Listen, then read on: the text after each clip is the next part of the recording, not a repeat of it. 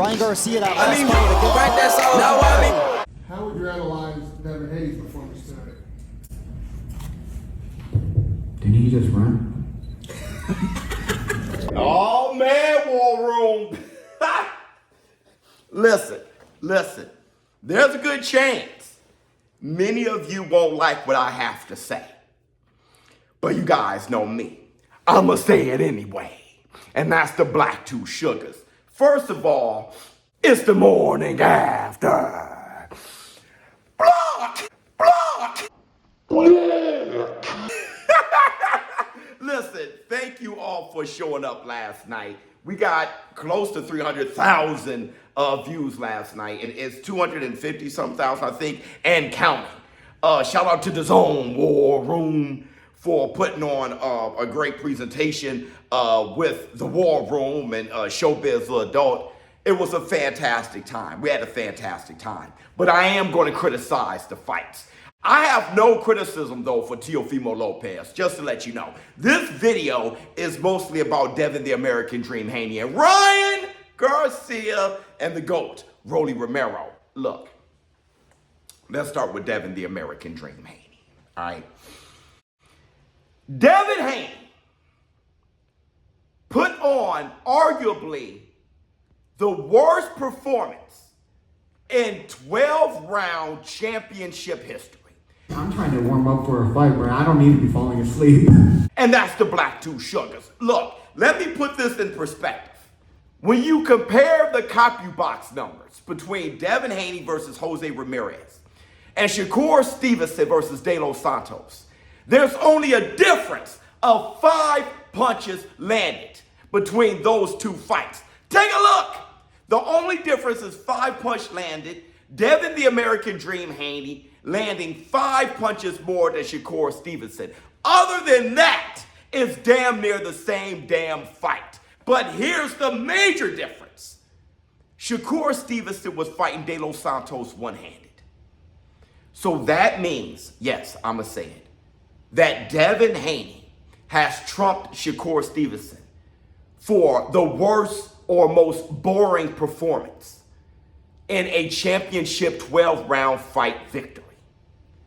Devin Haney had both of his healthy-ass hands and only landed 5 more punches than a one-handed Shakur Stevenson in the most boring-ass fight ever against De Los Santos. Now that is a huge accomplishment in the wrong direction, all right? With that said, I'm gonna say the same thing that I said about the Shakur Stevenson-De Los Santos fight. I have a huge criticism towards Jose Ramirez. Devin Haney, we all knew that he would be worried about his chin and worried about getting hit and worried about getting embarrassed out there, especially after the year of trolling he received, a full year of trolling, and how people hate Devin Haney. He just could not give the people that satisfaction. So he ran. He ran around the ring. He ran. If Shakur Stevenson ran, he definitely ran. He ran around the ring. But I put much of the responsibility on Ramirez the way I did De Los Santos. Since we all knew that that was a possibility, Ramirez should have known too, because Robert Garcia knew, and he's the greatest trainer in the world. He knew, and he was begging Ramirez to do what they were doing or how they were going to approach this fight in the gym. Ramirez did not take the responsibility to go hunt Haney, just like De Los Santos did against a one-hand Shakur. Ramirez was taking Haney's best shots. It was his moment to snatch that opportunity. And he danced around and he landed far less punches than even Haney. So with that said, though Devin Haney put on a shitty performance, still he won the damn fight. And I mean every round, all right? Just like Shakur and De Los Santos. But I blame Ramirez for 50% of that. Ramirez, it takes two, and Ramirez did not do his damn job. So I'm disappointed in Jose Ramirez, to keep it real. Love you, brother, but I am highly disappointed. Now let's talk about Ryan Garcia and the GOAT, Rolly Romero. First thing I have to say about the GOAT, Rolly Romero, is... Yeah, the GOAT, Rolay. Yeah, look, in the summer, no cold, paper plate or no, everyone knows the barbecue blows when there's bees on your tater salad, bees on your tater salad, bees on your tater salad when there's bees on your tater salad in the summer, no cold, paper plate or no, everyone knows the barbecue blows when there's bees on your tater salad when there's bees on your tater salad, Rolay.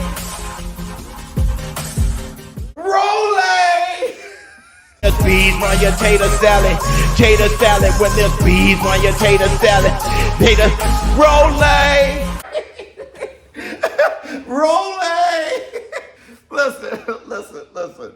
Listen, no, let's break down the fight. Seriously, let's break down the fight.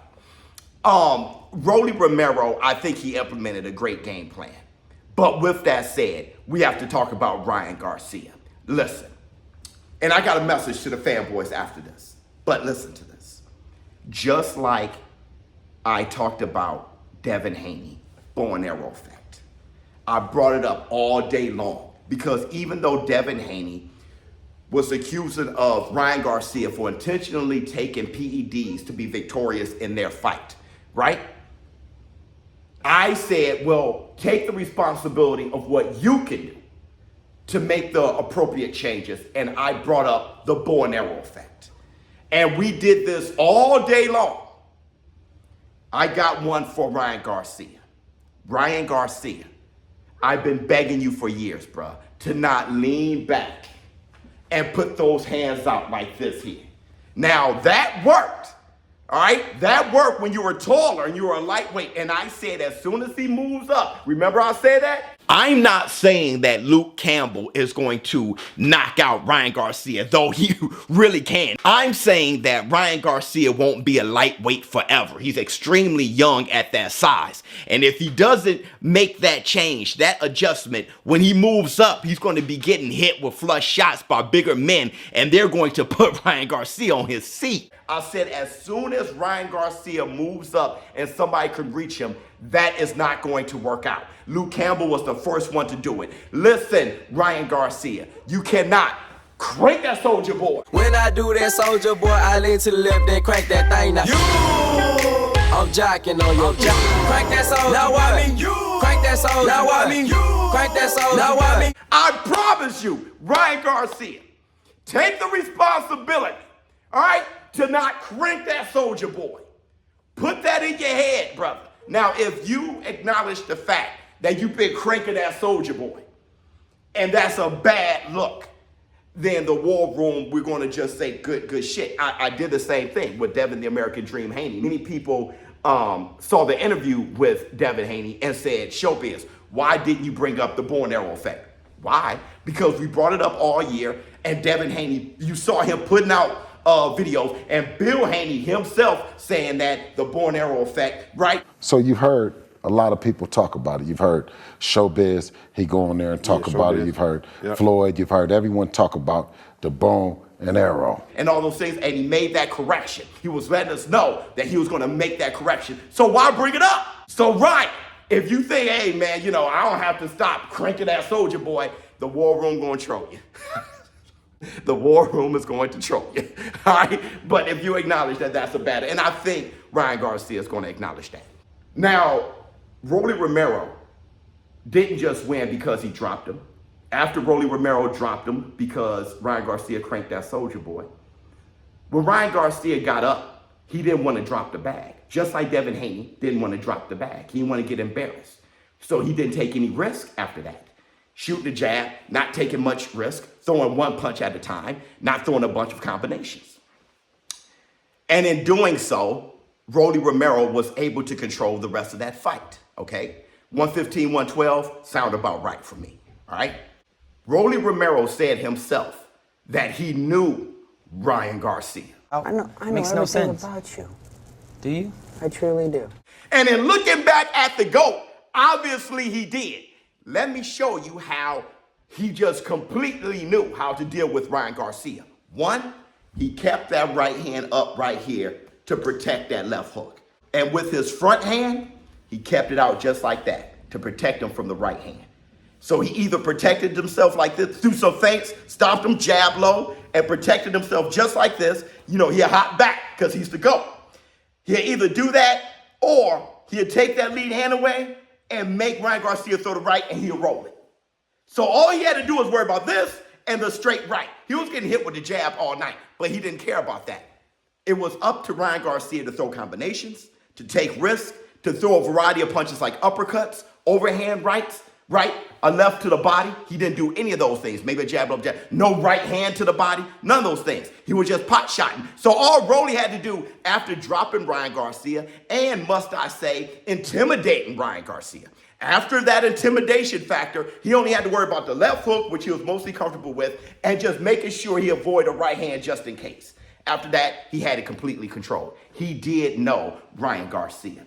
Now, speaking about the matchup, let's talk about the matchup with Ryan Garcia versus Devin the American Dream Haney. Looks like they're going to do that anyway. Rolly Romero, the GOAT, he said it many times over and over again that he doesn't care. They can have their rematch. No, Devin should fight Ryan Garcia, or when I knock him out, that I'm derailed and I'm next in line for Haney. Like, no, they already made up their mind. I'm going to knock Ryan out, and he can go have fun with Devin right afterwards. I think Devin deserves his rematch with Ryan. He's been asking for it for a very long time. No, he can still fight Ryan after me. I mean, Devin after me. Okay. Ryan can still fight Devin after me. I don't give a Also, wait a second. Did you guys see what Rolly Romero said about Devin Haney? How would you analyze Devin Haney's performance today? Didn't he just run? I don't know, like, bro. Like, I'm trying to warm up for a fight, bro. I don't need to be falling asleep. Listen, bro. When Rolly came walking out, right? I was saying, is he about to cry? And y'all were saying, no, it looked like he was asleep. Bro, the Devin Haney fight put Rolly Romero to sleep. Brother, it put Rolly Romero, literally put him to sleep. And he had to wake up to get to his damn, that is hysterical. But I'm going to say this, okay, in closing, before we look at the highlights of the fight. And I got to bring my dogs in because they're losing their damn minds out there. I have to talk to the fanboys out there. Ryan Garcia fanboys. I'm going to give you the same speech I gave Wilder fanboys a long time ago. I'm going to give you the same speech I gave Tank Davis fanboys against Lamont Roach. I'm going to give you the same damn speech. It's your turn. Ryan Garcia fanboys. And look, Haney went through shit for a year. Tank Davis been going through shit. I think if Devin Haney fanboys are talking about PEDs, I think they have every right to. If they, seriously, I don't think Ryan Garcia intentionally took PEDs. I don't. I think the Devin Haney fanboys are in every right to troll that way. They're in every right because they believe that Ryan Garcia's a cheat. So if you come from their perspective, they think he's a cheat. So, bro, y'all just gonna have to hold that. I know y'all gonna be in the comments screaming and commenting and going back and forth in the war room, but y'all just gonna have to hold that L, all right? Because Devin Haney fanboys definitely were been going through it. They've been going through it, all right? So now, Ryan Garcia fanboys, you're on this end. Hey, the trolling is up. It is what it is, all right? And I think maybe the trolling can help Ryan Garcia and Devin Haney pick that bag back up for that rematch, because the feud between y'all two is almost enough alone to put on the rematch. But understand, Ryan Garcia fanboys, you guys didn't lose last night. Ryan Garcia did. I say the same thing. So there's no need to get your panties in a bunch and get super moist, all right, in the comments. But hey, listen, it is what it is, all right? It's your turn. It's your turn now. But in just a few hours, 4:30 Central Time, I think, is it 5:30? Eastern Standard Time. I'm going to be calling the Canelo Alvarez fight later on today. We will be going live. Don't worry about that. Same watch along on DAZN. Same thing. Make sure you go to DAZN.com/ShowBizz to watch the watch along. Hopefully you guys bought the bundle. And I know that this card, now in hindsight, Canelo versus Skull, but Coley versus F.A. Jogba, Hamid Magia versus Sarase, this card is actually going to be more lit than the first card. We didn't know that, but I'm sure we're going to see some great performances here. Let me know how you feel in the comments below. We're in the DAZN War Room. We're in the DAZN War Room. 32-0-0. Only 11 knockouts. He's a boxer. But Teofimo Lopez is trying to regain the luster he had earlier in his career after a victory over Vasily Lomachenko. Big Bear has a long record of success as a training location for a lot of top fighters. Good right hand by Barbosa. The little feints upset your timing and rhythm. It really does. And look at that hook he just hit on a Barbosa with. Tio is on his square. I haven't seen him look this good in a long time. He's certainly looking sharp. I watched him spar in Miami. He almost put one of his sparring partners through the ropes. Oh, that counter shot with the right hand. Excellent. 10 seconds, gentlemen. Still plenty of time for Barbosa, almost certainly behind on the scorecards, to find the way to reel Teofimo in. But again, Teofimo looking so good. And there's a hard right hand thrown from distance, but landed perfectly. Once again, the record is 32-0, and there's a hard counter right hand that could change perspectives right now. He hurt him. He hurt him with Let's that. see how he follows up. But they both exchanged. Did you see that, Mike? They both landed solid shots. He buckled Tio's legs. Jim, I think Barbosa's best chance is just to exchange. You know, catch Tio out there reaching while he's coming in, just like when he landed that first effective shot he hit him with and cut his eye. He needs to exchange with him. Barbosa has a proven chin. It's probably the right strategy for him to attempt. Let it rip. 10 seconds, gentlemen.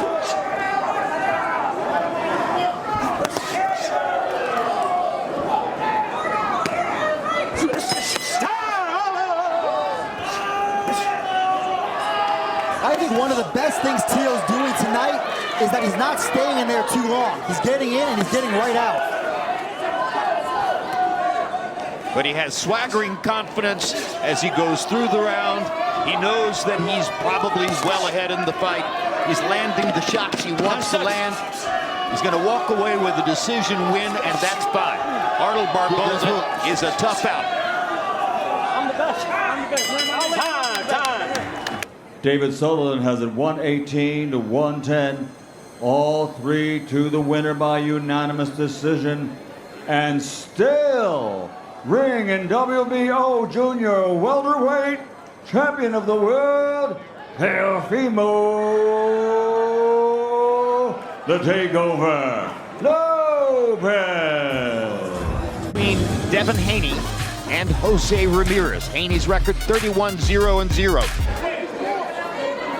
Let the fight go. Good hook. Good combination. You know, over these first two rounds, we've talked a lot about Devin Haney not throwing a lot of punches. Jose Ramirez is not taking advantage at all. He's not. I don't think they saw it like this, though. No, look, this is certainly not Devin Haney putting on a masterclass by any stretch.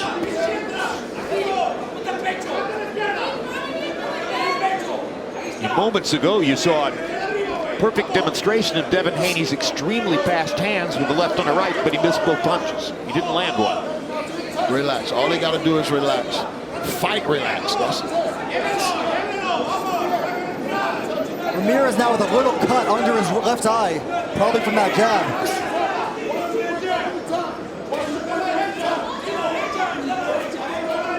Yep, a nick under the left eye. Oh! Ooh. Big hook by Ramirez. He set that up, but he missed him by a little bit. Yep. According to CompuBox, this fight is threatening is at least within range of potentially setting a record for the least punches thrown by both fighters in a 12-round fight in any division. That was Wilder Parker, and I'm not surprised because of the action, the little action we've seen tonight. Neil Leifer is across the ring working as hard as ever to get a great shot of Devin Haney and Jose Ramirez. A memorable, iconic photograph, like his photograph of Ali standing over Liston. Not gonna happen, Neil. I know nobody better not jump on the top rope. All three judges have it. Unanimous 4. Still undefeated, and he is Devin the Dream Haney.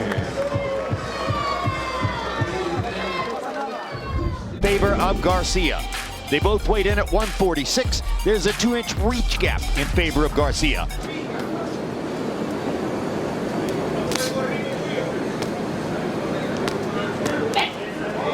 Ryan Garcia, that last fight against them. Oh my gosh. A double hook, short hook, caught Ryan right on the chin, dropped him in the second round. Rolling Romero, wow. Biggest event of the night. Most electric moment we've seen. Now let's see how Garcia reacts. He's going to come back firing, but he's not going to hide. Rolling Romero got to be patient right now, bro, because Ryan ain't that hurt. He's still dangerous. And he's looking to land the left hook. Stop at the bell. Good hook by Ryan right there on the ropes. And now we move to round 5 between Ryan Garcia and Rolly Romero. I think Ryan Garcia needs to get his left hook going, Antonio. One of these fighters need to show some separation. You feel me? Win a round decisively or something. These rounds are just too close, Jim. Well, the knockdown is the difference in the fight. So it's still a fight as Romero drives Garcia toward the corner with a series of body shots. And that looks good from the judge's eye. When you got a guy retreating and you land 2 or 3 shots, I think Ryan, one of these fighters is going to have to show some separation. The trainer can't make the fighter throw more punches. The fighter's the only one who's in the ring, looking at the opponent, knowing what's coming back, feeling what's coming back.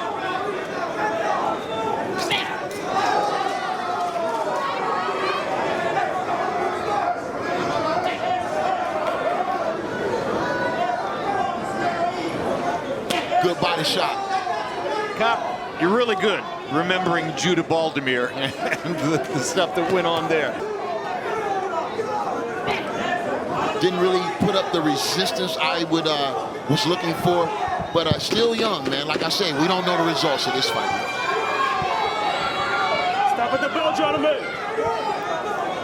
Something happened with the double left hook that put Garcia on his back. Judges Tony Puello and Tom Schreck both scored it 115 to 112.